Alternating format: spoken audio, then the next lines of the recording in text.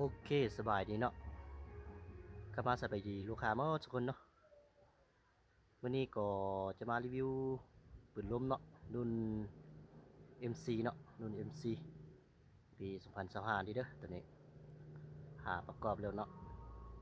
ตัวนี้ก็จะประกอบเป็นวาล์วเซตพันเนาะวาล์วเซตพันส่วนทางก็จะเป็นทางอะลูเด้อทางอะลูก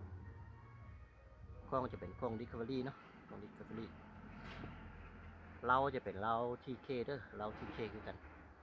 เก็บเสียงก็จะเป็นรุ่นแจ็บแท็กนะตัวนี้ประกอบเป็นเล้า10เกี่ยวเนาะตัวนี้ยาว50เซนขึ้นมาลูกค้าผู้ใดเนาะที่สนใจ MC ก็สามารถติดต่อเข้ามาได้เด้อเครื่องหานเฮามีพร้อมส่งเนาะหานเฮามีพร้อมส่งได้อาณาส่งตามแขวงก็ได้เนาะได้คือกันมีบริการเก็บไปทางพร้อมเด้อหานเฮาช่วงนี้ก็มีโปรเนาะช่วงนี้ก็มีโปรโมชั่นเนาะลดราคาพิเศษให้คันว่าลูกค้าผู้ใดเนาะซื้อช่วงนี้ก็ได้ราคาโปรเลยเด้อช่วงนี้ก็จะจัดโปรโมชั่นให้และมีบริการเก็บไปทางให้เลยเด้อคันว่าลูกค้าผู้ใดที่สนใจรุ่นใดก็สามารถติดต่อเข้ามาหาได้เด้อเครื่องมีพร้อมส่งแล้วเก็บไปทางพร้อมเด้อ